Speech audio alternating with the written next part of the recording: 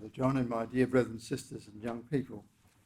This is a variety exercise in the life of Elijah and Elisha, but it's a very appealing matter because I'm not really perceived just how broad was the work of Elisha until I was involved in this study. But I'm afraid I have not completed all that I want, but it will set our minds going.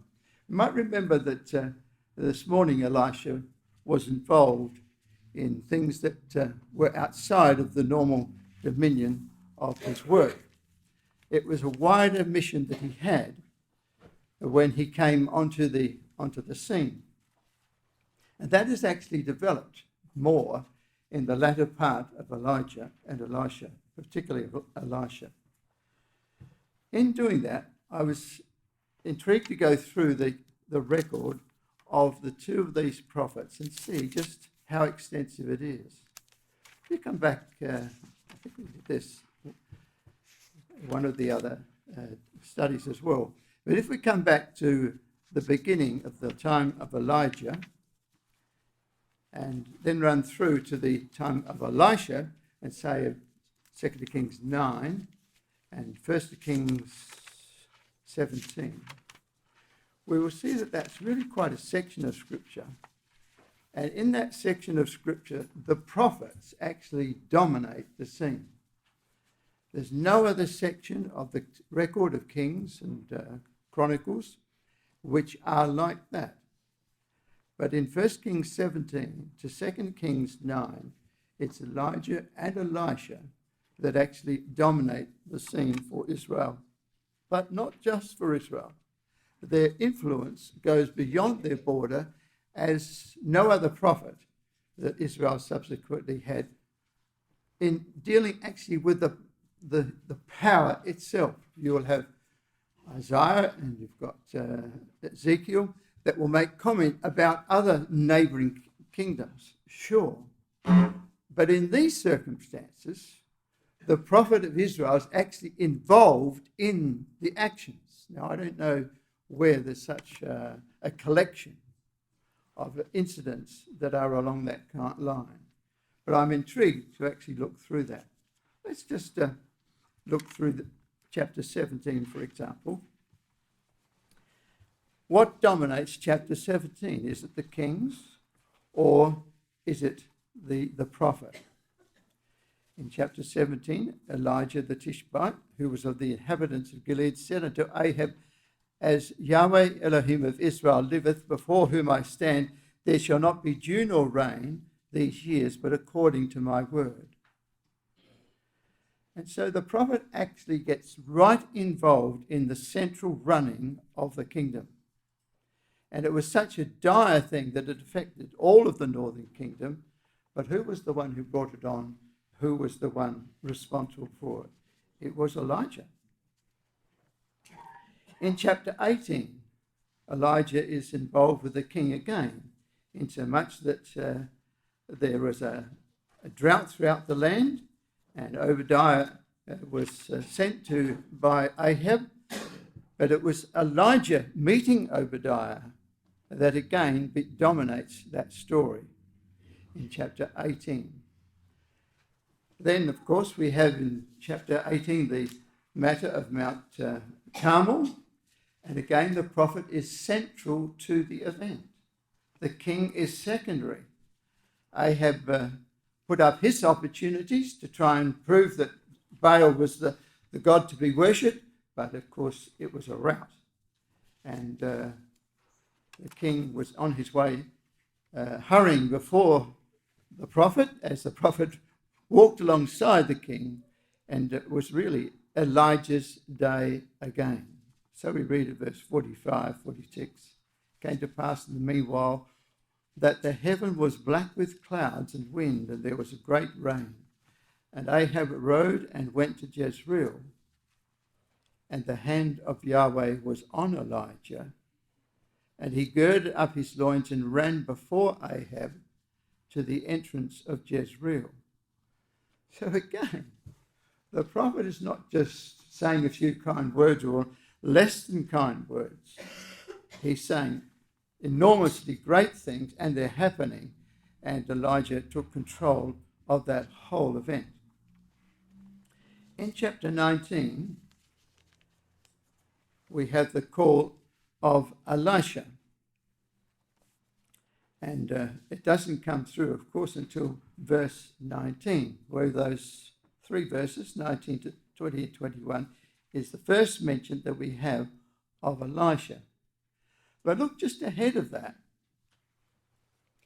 In verse 15, it says, Yahweh said unto him, Go return on thy way to the wilderness of Damascus. We commented at the time that that was certainly not something that Elijah had any interest in doing. He would destroy Damascus, but he had no interest really in being involved in Damascus. And in fact, he did not go via the wilderness of Damascus. The three things that were appointed to be done are mentioned in verse 16. And Jehu the son of Nimshi shalt thou anoint to be king over Israel, and Elisha the son of Shaphat of Abel Meholah shalt thou anoint to be prophet in thy room. It shall come to pass that him that escapeth the sword of Hazael, the Syrian, shall Jehu slay, and him that escapeth from the sword of Jehu shall Elisha slay. So again, we've got this curious involvement of those prophets in the kings that were around, particularly the king of Syria. And of those three things that were ordered of God to Elijah, he only actually accomplished one. He did appoint Elisha of the son of Shaphat to be a prophet in his own room, but he did not anoint Jehu, and he did not also appoint the king over Israel. So that's really intriguing, isn't it? He's right from the beginning, there's this aspect of his control over Gentile power, particularly over Damascus. As we follow through in this section, it becomes increasingly clear that the prophet was running the important matters of the kingdom of the north and influencing very significantly, as never before, the king of Syria, the Gentile king. So in chapter 20, in 1 Kings chapter 20, Ben-Hadad, the king of Syria, gathered all his host together. And there were 32 kings with him, and horses and chariots, and he went up and besieged Samaria and warred against it. Here's another case where we have the prophets in existence, and we have Israel, and we have Syria. This time, of course, Syria has made the initiative. And he sent messengers to Ahab, verse 2, king of Israel, into the city, and said unto him, Thus saith Ben-Hadad, Thy silver and thy gold is mine, I'll take what I like. Thy wives also and thy children, even the goodliest, are mine. And the king of Israel answered and said, My lord, O king, according to thy saying, I am thine, and all that I have. So Ahab cowers under the humiliating words of the king of Syria, and what shall be the outcome of that? Well, verse 5, the messengers came again and said, Thus speaketh Ben-Hadad, saying, Although I have sent unto thee, saying, Thou shalt deliver me thy silver and thy gold, and thy wives and thy children, yet will I send servants unto thee tomorrow about this time, and they shall search thine house.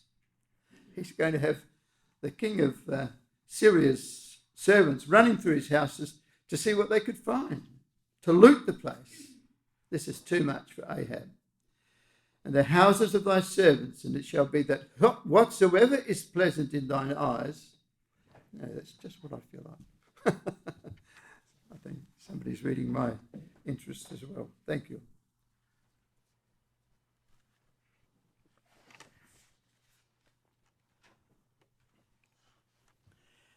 Verse 5, the messengers came again and said, look, we're going to search your place. We don't really think that you're prepared to do a fair deal, so now we're going to come on the site and search the place. And it shall be, verse 6, it shall be that whatsoever is pleasant in thine eyes, they shall put it in their hand and take it away. Well, it was an attempt to completely humiliate the king of Israel, Ahab. Then the king of Israel called all the elders of the land and said, Mark, I pray you, and see how this man seeketh mischief. For he sent unto me for my wives, and for my children, and for my silver, and for my gold, and I denied him not. It was an amazing concession on Ahab's part, but he was incapable of meeting the hour. And all the elders and all the people said unto him, Hearken not unto him, nor consent. Well, so, verse 9, he does that. Wherefore he said unto the messengers of Ben-Hadad, Tell my lord the king, all that thou didst send for to thy servant at the first, I will do. But this thing I may not do. And the messengers departed and brought him word again. So Ben-Hadad therefore got involved in war against Ahab. Ben-Hadad sent unto him and said, The gods do so unto me, and more also, if the dust of Samaria shall suffice for handfuls for all the people that follow me. So Ben-Hadad is coming super organized to destroy the kingdom of Israel. It's a dire time for Israel. The king of Israel answered and said, Tell him, let not him that girdeth on his harness boast himself as he that putteth it off, which is a little saying that's gone into the English language, hasn't it? That beginning of stiff contest, one doesn't boast until you've got to the end of the event. And it came to pass when Ben-Hadad heard this message, as he was drinking, he and the kings in the pavilions, that he said unto his servants, Set yourselves in array. And they set themselves in array against the city. Well, who's going to redeem this impossible situation? Well, it's the prophets. So in verse 13, you have a prophet that suddenly arises from nowhere. Behold, there came a prophet unto Ahab, king of Israel, saying, Thus saith Yahweh, Hast thou seen all this great multitude? Behold, I will deliver it into thine hand this day, and thou shalt know that I am Yahweh. This is not Elijah, it's not Elisha, but it's obviously one of the prophets that had been around about the place. We don't know his name, we don't know which town he came from, but he was obviously hugely significant. And the result of that was that Israel had a wonderful deliverance. And they slew every one his man, and the Syrians fled, it says in verse 20. And the Syrians fled, and Israel pursued them, and Ben-Hadad, the king of Syria, escaped on a horse with the horsemen.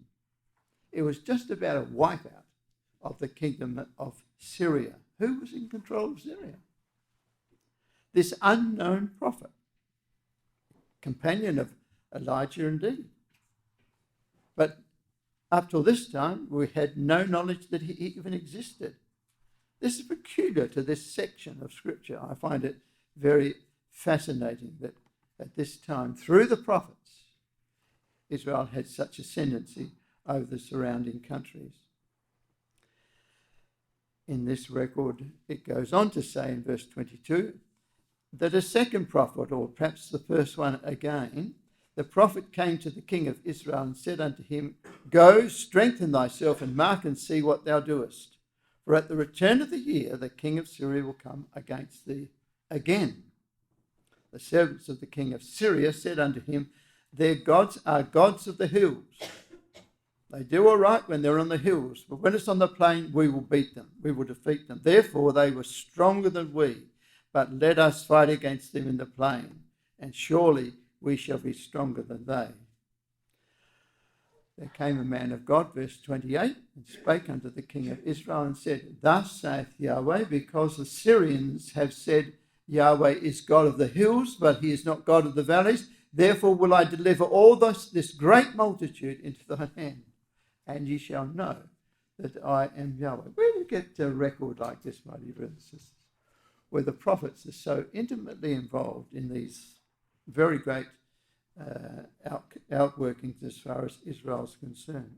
That's an intriguing aspect of this period of time, in keeping with this sense that the writing seems to be portraying, that the effect of Elijah and Elisha was so great that it spread across the borders of the nation to the Gentiles. And there's a fourth one too that's mentioned in verse 35. A certain man of the sons of the prophets said unto his neighbour in the word of Yahweh, smite me, I pray thee. And the man refused to smite him. And then that goes on to other matters that involve, again, the destiny of the country. So in chapter 21, we come through to another incident which shows that it's the prophet that really has the control of the country. This is the incident, of course, of Naboth. The king wanted his property, and Jezreel found a way in which it could be achieved. And you think, well, her husband Ahab, he's showing that he's the run of the house, he's in control, and she works out this scheme whereby Naboth is destroyed. But at the end of the story, who is it that really succeeds in this event as well? Verse 17, the word of Yahweh came to Elijah the Tishbite, saying, arise, go down to meet Ahab, king of Israel, which is in Samaria. Behold, he is in the vineyard of Naboth, whither he is gone down to possess it. And thou shalt speak unto him, saying, thus saith Yahweh, hast thou killed? You got away with this, Ahab? You've destroyed Naboth, taken his property? Hast thou killed and also taken possession? And thou shalt speak unto him, saying, thus saith Yahweh, in the place where dogs lick the blood of Naboth, shall dogs lick the blood even thine. And Ahab said to Elijah, hast thou found me, O mine enemy?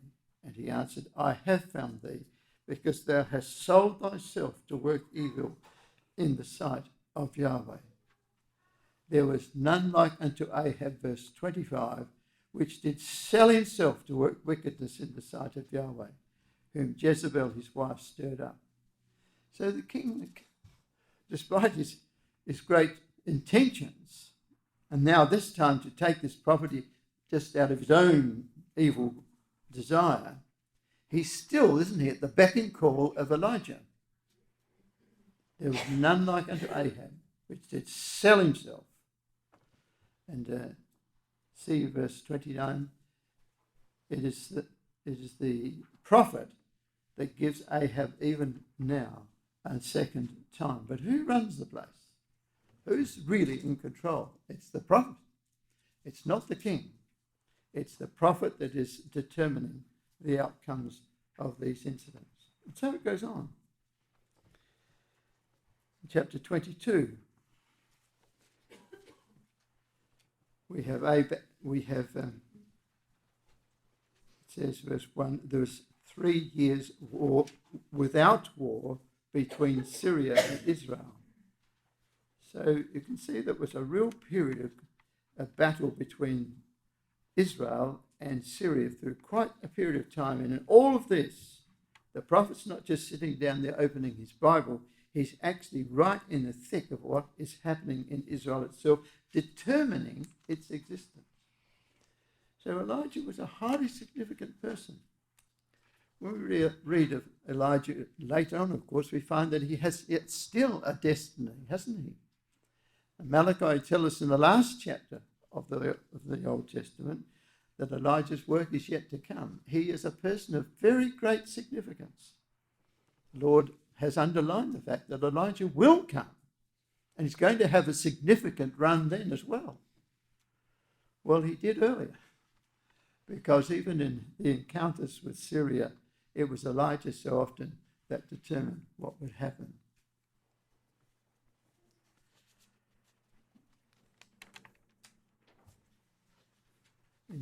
22nd chapter and verse 37 and 39, we read, "So the king died and was brought to Samaria, and they buried the king in Samaria.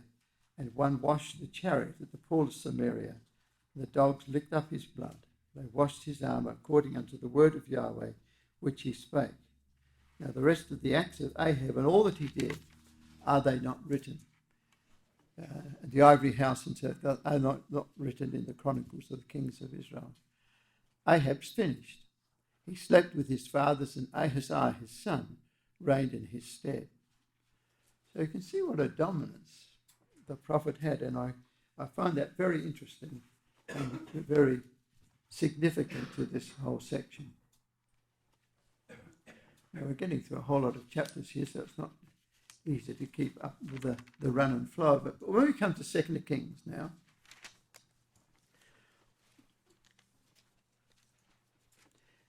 in the first of those chapters, Elijah really makes a fool of the king of Syria. Moab rebelled against Israel after the death of Ahab, verse 1. Ahaziah, the new king, fell down through a lattice in the upper chamber, and he was wounded. He sent messengers and said unto them, "Go inquire of Baal-zebub, the god of Ekron, whether I shall recover of this disease." So here's the young prince. He's going to find his way to health, he thinks. But the angel of God, verse 3, said to Elijah the Tishbite, "Arise, go up to meet the messengers of the king of Samaria, and say unto them, Is it not because there is not a God in Israel that ye go to inquire of Baal-zebub, the god of Ekron? Now therefore, thus saith Yahweh, thou shalt not come down from that bed on which thou art gone up, but shalt surely die." And Elijah departed. And you remember the story, how the king sent 3 lots of messages, and they were consumed. In verse 9, "Then the king sent unto him a captain of 50 with his 50, and he went up to him, and behold, he sat on the top of an hill.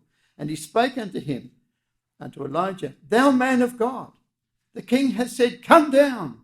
And Elijah answered and said to the captain of 50, If I be a man of God, then let fire come down from heaven and consume thee and thy 50.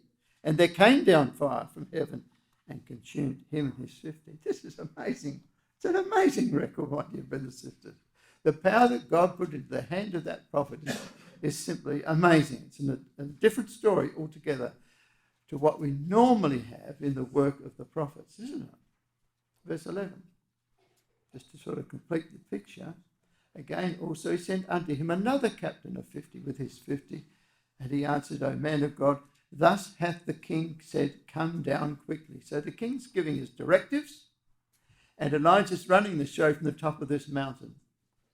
And as the 50s of the soldiers come out, so he disposes them, or otherwise, according to the will of God.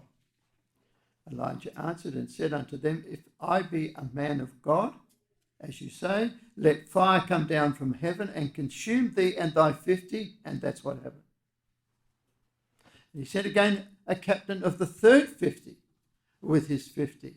And the third captain of 50 went up and came and fell on his knees before Elijah. He's looking out for his own skin, isn't he? He knows what happened to the other 100. It's going to happen to him and his 50 if he doesn't take cognizance of the fact that Elijah is running the show. God's power is with the prophet. And besought him and said unto him, O man of God, I pray thee, let my life and the life of these 50 thy servants be precious in thy sight. Behold, there came fire down from heaven and burnt up the 2 captains of the former 50s with their 50s. Therefore let my life now be precious in thy sight. So the king's messenger is not dictating the terms. He's coming out there with petition. Please look after my life. His life is entirely in the hands of the prophet. What an interesting record. Not to be missed. God put exceptional power and ability to determine events, immediate events, in the hands of Elijah and Elisha. The angel of the Lord said unto Elijah, verse 15, Go down with him, be not afraid of him. And he arose and went down with him unto the king. And he said unto him, Thus saith Yahweh, for as much as thou hast sent messengers to inquire of Baal-zebub, the god of Ekron, is it not because there is no God in Israel to inquire of his word? This is the prophet talking to the king. Therefore thou shalt not come down off that bed on which thou art gone up, but shalt surely die. So he died according to the word of Yahweh which Elijah had spoken. And Jehoram reigned in his stead in the 2nd year of Jehoram, the son of Jehoshaphat, king of Judah, because he had no son.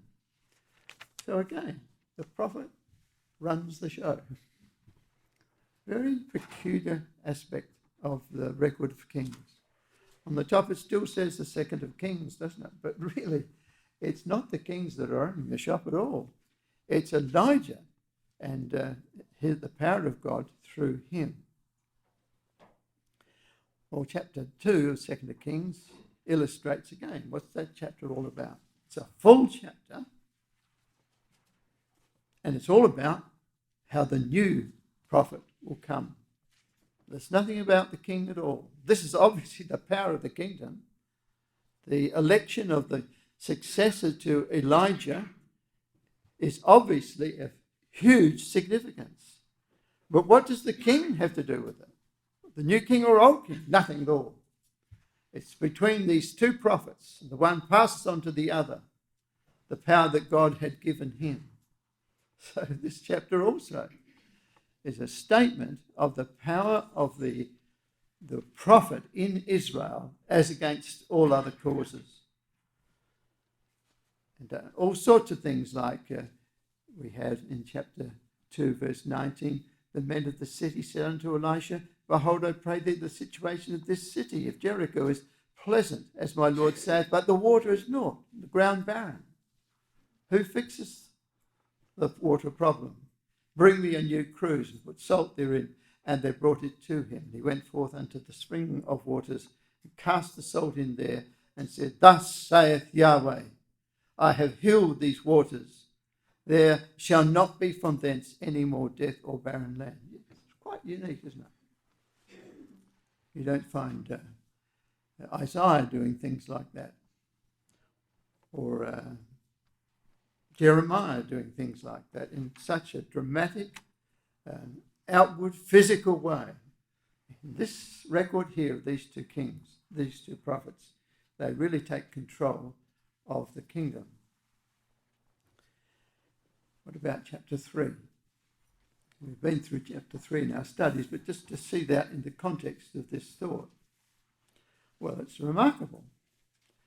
Jehoram, the son of Ahab, began to reign over Israel in Samaria. The 18th year of Jehoshaphat, king of Judah, reigned 12 years. He wrought evil in the sight of Yahweh, but not like his father and like his mother, for he put away the image of Baal that his father had made.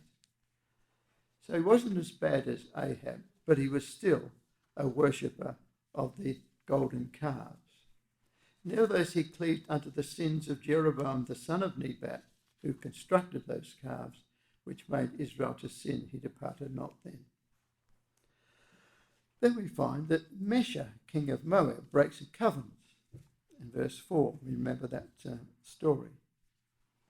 He had supplied a very great number of lambs and wool to Mesha. Mesha rebelled because there was a new king, and so he thought, I'm no longer going to make this concession to him. What was the outcome? King Jehoram went out of Samaria, verse 6, the same time, and numbered all Israel. Went up and sent to Jehoshaphat, the king of Judah. Got him involved as well. So there's two kings. The king of Syria, the king of Israel, and now the king of Judah. The king of Moab hath rebelled against me. Wilt thou go with me against Moab to battle? He said, I will. Jehoshaphat made that fatal mistake again, as he had earlier in life. And the direction that they went was through the wilderness of Edom. And so we find in verse 9, so the king of Israel went, and the king of Judah, and the king of Edom. And they fetched a compass of 7 days' journey to eclipse Moab. But they ran out of water, and they were in a predicament. Who's going to bring the success to the story? Elisha hasn't said a single word for pages. But somehow he's on the spot. And Jehoshaphat, the faithful king of Judah, relatively speaking, in their predicament, he says the thing to do is to speak to Elijah, and he's nearby. Verse 11, Jehoshaphat said, "Is there not here a prophet of Yahweh that we may require of Yahweh by him?" One of the king of Israel's servants answered and said, "Here is Elisha." What he was doing there, there's no explanation. But one prophet, Elisha, on the scene was worth the strength of the whole three of the others. Jehoshaphat said, "The word of Yahweh was with him." So the king of Israel and Jehoshaphat and the king of Edom went trotting down to Elisha. What a picture that is. There's the prophet of the northern kingdom, there's Jehoshaphat, and they're in league with the king of Edom as well. Are they going to determine what happens? Or is it the prophet? It's the prophet again. Elisha said unto the king of Israel, he firstly rebukes him solemnly because he's an idolater. "What have I to do with thee? Get thee to the prophets of thy father and to the prophets of thy mother." And the king of Israel said unto him, "Nay, for Yahweh hath called these three kings together to deliver them into the hand of Moab." That was the sarcastic point of view of the king of the north. Disgusting. He said, "We're in this trouble because of God. We're not to call unto him. We're in the trouble because of God." But Elisha got very cross with him. "As Yahweh of hosts liveth, before whom I stand," verse 14, "surely were it not that I regard the presence of Jehoshaphat, the king of Judah, I would not look toward thee, nor see thee. But now bring me a minstrel." And it came to pass when he played the minstrel, the hand of God came upon him, and they had a most miraculous delivery. Who's in control? It is amazing. It's an amazing description in this period of the kings. You begin to wonder, well, if Elisha and Elijah had not come along, what might have happened to the kingdom of Israel? At this changing time, it seems that they were critical to what really happened through this period of time. And that's why I've styled this rather incomplete study of Elisha and the king of Syria, because there he laps over again, doesn't he? He's now involved with the king of Edom, telling him what to do. These kings are trotting up to him: Jehoshaphat, the king of the north, and also the king of Edom, all running down to Elisha to say, "Elisha, what do you think we should do?" They're amazing circumstances in this period of time. So the school of the prophets has taken some immense steps forward. Of course, it was Samuel, about 150 years before this, that had started the school of the prophets. But what if Elijah and Elisha had not been appointed in this way? What would have happened? Probably both kingdoms would have completely collapsed to idolatry. It's because of them and these strange involvements in the actual events of those kingdoms that created the subsequent history. They were highly insignificant people. Chapter 5, verse 1. Naaman, captain of the host of the king of Syria, was a great man with his master and honourable, because by him Yahweh had given deliverance unto Syria. He was a great man of war, and he was a great man in many respects, and we know the story very well, and how his little lady that he had taken from the battles with the northern kingdom of Israel, and she had been taken captive, and she retained her faith, and she waited on Naaman's wife. And she felt so comfortable in that position and was so positive that she was able to even offer a suggestion as to what might help her master. Her master was stricken with leprosy. It was a stroke of death, really, that nobody ever overcame. And she now comes into the story and says, "Would God my Lord were with the prophet that is in Samaria." Who's in control? It's an intriguing story, isn't it? Where the prophet is brought into the very pitch of the event. And by his word, what should be was determined. Would God my Lord were with the prophet that is in Samaria, for he would recover him of his leprosy. And that's exactly what happened. The whole of that chapter. It's not about the kings of Israel and Judah. It's about how Naaman, who was the captain of the forces of Syria, how he was brought back into health. What an incredible thing. The kings were involved, but without effect. The king of Israel thought that he was being made fun of, in that the king of Syria had asked him to fix this man of his leprosy. Because he couldn't do a thing. He felt completely ridiculed by the proposal. But we know the story how that eventually he was healed, but it was wholly and completely by the word of Elisha. And look at the way in which Elisha shows his power over the circumstance. Verse 10 of 2 Kings 5. Elijah sent a messenger unto him, saying, "Go and wash in Jordan 7 times, and thy flesh shall come again to thee, and thou shalt be clean." It was just a very, very mild statement, wasn't it? Just go and do this, Naaman, and you'll be as healthy in your circumstances as you were when a child. And that's what happened. He was wrathful again at first, but his servants persuaded him to do it, so he did it, and he went home with a completely revamped health. Again, who was in control of that event? It's the prophet, isn't it? It's a very interesting feature of this part of the Bible. We read from chapter 6 in our introduction here tonight.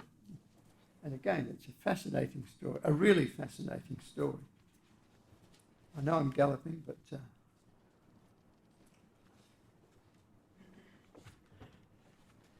getting through quite a few incidents to illustrate this general feature of the ministry of Elijah and Elisha. So in verse 8 of chapter 6, then the king of Syria warred against Israel, and took counsel with his servants, saying, "In such and such a place shall be my camp." And the man of God sent unto the king of Israel, saying, this is Elisha, the man of God, sent unto the king of Israel, saying, "Beware that thou pass not such a place, for thither the Syrians are come down." And the king of Israel sent to the place which the man of God told him, and warned him of, and saved himself there not once, not twice. Therefore the heart of the king of Syria was sore troubled for this thing. He was sending out these traps to take hold of the king of Israel, but every time he did, his soldiers went out and said, "Oh, we missed him." So they tried it again. They tried it a number of times. Every time they missed him. The king of Israel was not taken by his group that went out to take take him captive. And until the king of Syria thought, "Hey, just a minute. He always used to come that way. He's done it for a long time. That was his routine. We've looked into that and we've worked it all out properly. But every time we miss him. So what's going on?" And so he really brings it to his troops to say, one of you is letting the king of Israel know, and therefore he's making a different detour, and we're missing him because of that. Therefore the heart of the king of Syria, verse 11, was sore troubled for this thing. And he called his servants and said unto them, "Will ye not show me which of us is for the king of Israel?" who's the one who's betraying our cause? One of you is letting him know. I suppose you'd think that way after a while, wouldn't you? Because it was the routine of the king of Israel. But every time the king of Syria did something to take him, to arrest him and his group, he's not there. And so he says, well, one of you has told him beforehand. Has to be somebody who's close, because only that person would know from the king. So the king investigates this matter, thinking that one of his own people has let the king of Israel off. But out of the blue, verse 12, one of his servants said, "None, my lord, O king, but Elisha the prophet, that is in Israel, telleth the king of Israel the words that thou speakest in thy bedchamber." I love that verse. I think it's really cute, don't you? But remember, that's coming from a person who's a Syrian. He's sitting alongside the king. He said, no, you've got it all wrong, king. This is not coming from any of us. We're loyal to your cause. The king of Israel is getting the jump on the circumstances, because every time you speak, Elisha hears it. And Elisha tells the king of Israel, and so he doesn't go that way. It's Elisha that's the problem. Listen, brothers and sisters, that's amazing. This is not in Israel. This is in Syria. This is in the council of the king and his wartime cabinet, as it were. What are they talking about? Who's the strength? Who do we have to be worried about in Israel? Elisha. The message is really getting through.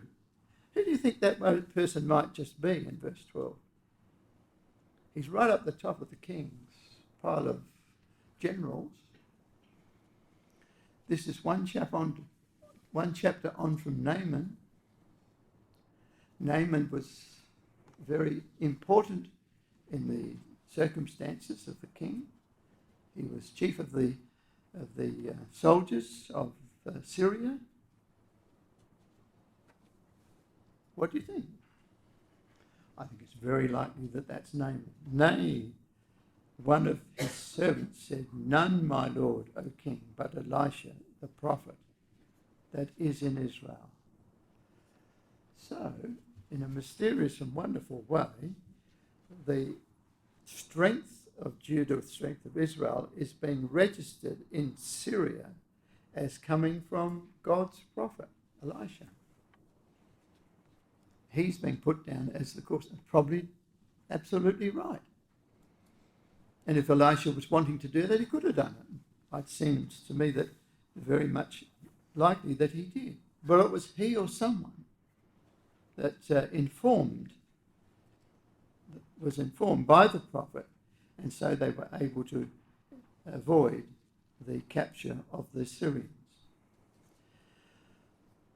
So, verse 13, he said, "Go and spy where he is, that I may send and fetch him." And it was told him, saying, "Behold, he is in Dothan." That is, Elisha is in Dothan. So now the king of Syria says, "Well, I'm going to get that fellow. I've had enough of all this." So he says, "Go and spy where he is, that I may send and fetch him." And it was told him, saying, "Behold, he is in Dothan," which is sort of in the middle of the northern kingdom, about halfway up. Therefore sent he thither horses and chariots and a great host, and they came by night and compassed the city about. Here's the city of Jotham then, and these soldiers of the Syrians have come and invested the city with this large number of horses and chariots. The words put together like that begin to ring bells, don't they? Because it was by the cherubim of God, by the horses and chariots, as it were, of the angels, that Elisha was appointed. That is, Elijah was taken and Elisha came, and that was the day of his ascendancy to the office of Elijah. So it was in his history, that sort of language. But this isn't the forces of the angels. He sent hither horses and chariots and a great host.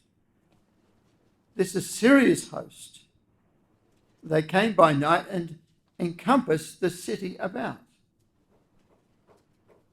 When the servant of the man of God was risen, and he's inside that city, when the servant of the man of God, Elisha, was risen early and gone forth, behold, an host compassed the city,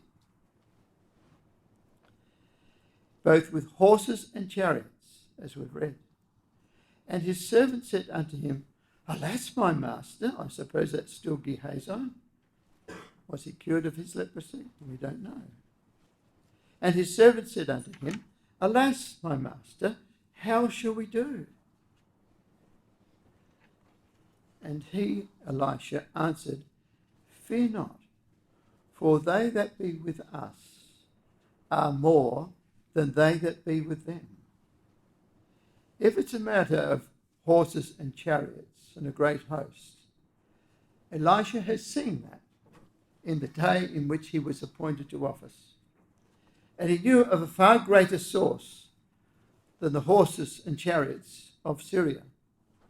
He knew of God's vehicle of his presence and power that had invested him in the beginning of his ministry. And so beautifully, very beautifully, verse 16, he answered, Fear not, for they that be with us are more than they that be with them. Let's just get this picture clear in our minds. Here's the city of Dothan. The prophet is inside. The king of Syria is in Syria, and he's troubled about why he can't catch the king of Israel. He's given advice, but the problem is that every time you make a plan, Elisha whispers in the ear of the king of Israel, and so he avoids the plot that's been laid. Now they've come. They've discovered, the Syrians have discovered that he's in Dothan. Somebody knew that too, and were able to tell him exactly where Elisha was. So off he goes, and he's got a group of soldiers and chariots and so on, and they invest the city of Dothan. And Gehazi looks over the wall and he says, Goodness me, look at all of this. And Elijah says, Don't you worry about it at all. Who's in control? Who's running the ship? It's the prophet again, isn't it? Clearly and remarkably, like no other area of scripture that I know. When the servant of the man of God was risen early, verse 15, and gone forth, behold, a host compassed the city. All right, so Jotham is invested. And his servant said unto him, Alas, my master. But Elisha's answer is, Fear not, for they that be with us are more than they that be with them, because the hosts of the angels are above the prophet. The prophet knows that.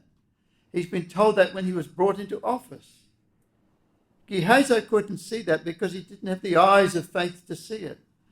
But what Elisha did was open his eyes that he could see what was giving them safety. Elisha prayed, verse 17, and said, Yahweh, I pray thee, open his eyes, that is his own servant's eyes, that he may see. And Yahweh opened the eyes of the young man, and he saw. Behold, the mountain was full of horses and chariots of fire round about Elisha, according to the original investigation that he had when he was put into office. And when they came down to him, Elisha prayed unto Yahweh and said, Smite this people, I pray thee, with blindness. And God responded to that. The Elohim were awake to the opportunity. And he smote them with blindness according to the word of Elisha. Look at that. He smote them with blindness according to the word of Elisha. He's using at will almost the power and glory of God in this matter. And his servant is seeing what's happening. And Elisha said unto them, This is not the way, neither is this the city. Follow me, and I will bring you to the man whom you seek. But he led them to Samaria. In other words, these soldiers and horsemen and so forth were now not able to see where they're going. They're completely, therefore, in Elisha's control, and he leads them off and he takes them to Samaria, which was miles away from where they wanted to go in Dothan. Came to pass, verse 20, when they were come into Samaria, that Elisha said, Yahweh, open the eyes of these men, that they may see. And Yahweh opened their eyes, and they saw. And behold, they were in the midst of Samaria. They were in the opposition camp, right inside their city. So it wasn't as though Elisha was invested in Dothan and couldn't get out and they had him caught. It was now that the soldiers that went to catch him, they are in Samaria, the capital of the opposing kingdom, and they were invested simply because of the word of Elisha. My dear brothers and sisters, that's a remarkable story, isn't it? A remarkable story. And shows just how remarkable Elijah and Elisha were in the plan of God at this particular stage of Israel's history. He says, Thou shalt not smite them, says God to him in verse 22. Wouldest thou smite those whom thou hast taken captive with thy sword and with thy bow? No, you wouldn't do that. Set bread and water before them, that they may eat and drink and go to their master. And he prepared great provision for them. And when they had eaten and drunk, that's the Syrians that were captured, they went to their master. So the bands of Syria came no more into the land of Israel. What a marvellous story that is. Absolutely marvellous story. But by whose power is it being executed? By the power of God through the hand of Elisha.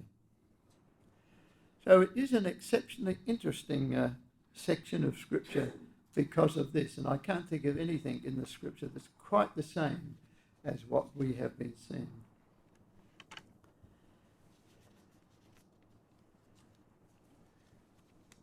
In chapter 7, here again, who is the dominant force in this circumstance? Verse 30, say, verse chapter 6, just to get the sense of it. It came to pass when the king heard the words of the woman that he rent his clothes. She was in abject poverty and about to boil her son for the chance to at least eat something. The king was brought to humility because of such a tragic consideration as a woman being driven to eat her son. It came to pass when the king heard these words, verse 30, of the woman that he rent his clothes, and he passed by upon the wall, and the people looked, and behold, he had sackcloth within upon his flesh. The king never wore sackcloth. He had his royal garments, but now he was so crushed by the horror of the circumstance, of this fashion, this famine that had come upon them. And so he had sackcloth within upon his flesh. Most unusual. He was grievously upset. Then he said, God do so and more also to me, if the head of Elisha the son of Shaphat shall stand on him this day. So the foolish king of Israel, rather than say that he should pray unto his God or go through Elisha, he wants to blame Elisha. He wants to blame God for that which has happened. God do so and more also to me, if the head of Elisha the son of Shaphat shall stand on him this day. So the contest is on again. Who's running the place? But Elisha sat in his house, and the elders sat with him. And the king sent a man from before him. But ere the messenger came to him, he said to the elders, See ye how this son of a murderer hath sent to take away mine head. Look, when the messenger cometh, shut the door, hold him fast at the door. This is the king's messenger. Get hold of the king's messenger, bind him up, shut the door, and that'll be the end of his mission. Is not the sound of his master's feet behind him? His master, of course, was the king of Israel, and true enough he was. While he yet talked with them, verse 33, behold, the messenger came down unto him, and he said, Behold, this evil is of Yahweh. What should I wait for Yahweh any longer? How did the whole issue turn out? Who was in control? The faithless king of Israel or the faithful prophet Elisha? Well, verse 1 of chapter 7. Are we galloping too much? Keeping up with the gist of the story? Elisha said, "Hear ye the word of Yahweh. Thus saith Yahweh, tomorrow about this time, 24 hours' time, shall a measure of fine flour be sold for a shekel, and 2 measures of barley for a shekel in the gate of Samaria. Cheap prices, food plenty, and good quality, and a very cheap price, 24 hours' time." It was a remarkable prophecy, wasn't it? And he tells that to his servants. Then the Lord, on whose hand the king leaned, answered the man of God and said, "Behold, if Yahweh would make windows in heaven, like just immediately, might this thing be? There's no possibility that this could ever be." And he said, "Behold, thou shalt see it with thine eyes, but shalt not eat thereof." And so it tells us about the leprous men who discovered that the Syrians had gone. Who was in control of the place? Clearly, the prophet was in control. And the powers of, whether it's the king of Israel or whether it's the king of Syria, are underneath his sway.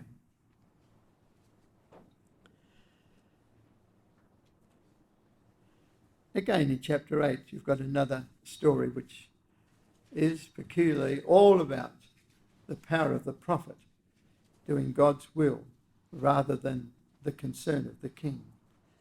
It's right through this whole section we're finding that the work of Elisha is so remarkable in the destiny that Israel were undertaking. In the 13th chapter, just to complete this series, and I wouldn't say that this is a summation of all of the cases, but it says this in chapter 13.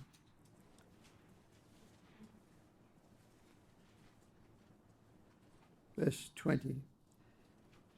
And Elisha died, and they buried him.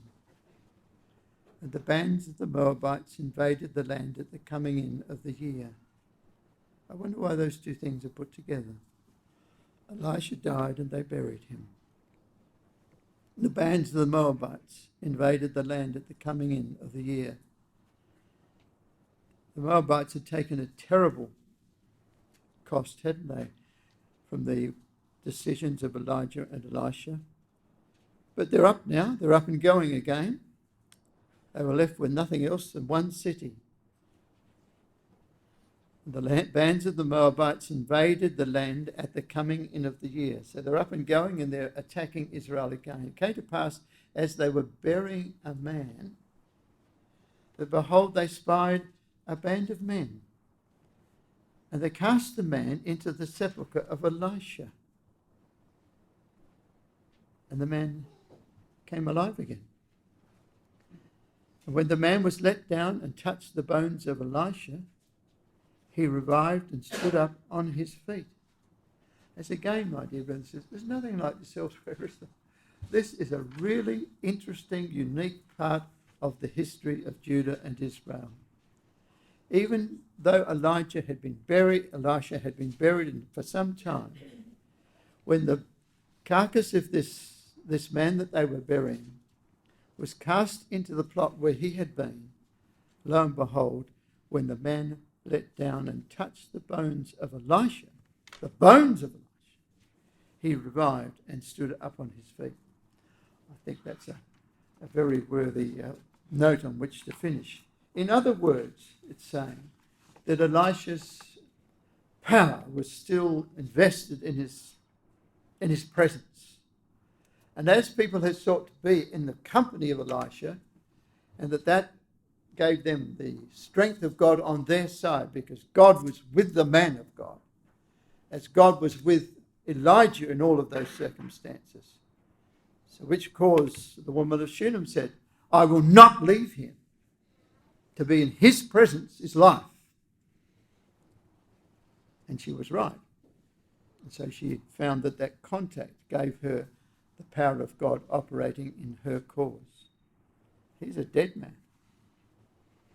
And his friends, I wonder if they knew quite what they were doing when they put the dead man into the sepulchre of Elisha. You already wondered, is that what he thought? Did he think the very presence of a dead Elisha would be so respected by God that something better might happen? I don't know. But it sounds a bit like that, doesn't it? If our friend can be close to the bones of Elisha, then it won't hurt him. And it didn't hurt him. He was alive again. That never happened in any other case as well. So, my dear brothers and sisters, we've had some interesting times looking at Elijah and Elisha. A lot of those things are quite unique in the record of Scripture. Fascinating stories for us to consider as we have together. And an overall message of it must surely be that to us, this Bible is really our Elisha. It's our Elijah. It's not a living person, but persons live in it. And the power of that book is to us in the same thing that they looked to find the answers that came along from time to time. And whilst they suffered a lot of idolatry during that time, Ahab, of course, in the north, and then his son Jehoram was not concerned about Baal, but he was nevertheless following the golden calves. And Judah wasn't much better anyway. Judah had Athaliah, Jezebel's daughter, as the queen of the place.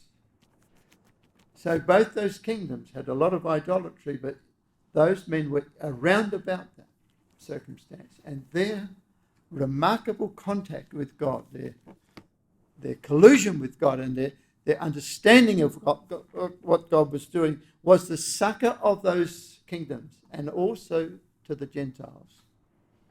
Even a little girl over in Syria was able to see the restoral of the leprous Naaman. So Elisha's presence and his powers were being operated on a much greater vehicle than just the home city or the home country. May that be so for us with this Bible. Keep it close to us in all that we're doing, and save our children because of that. Thank you.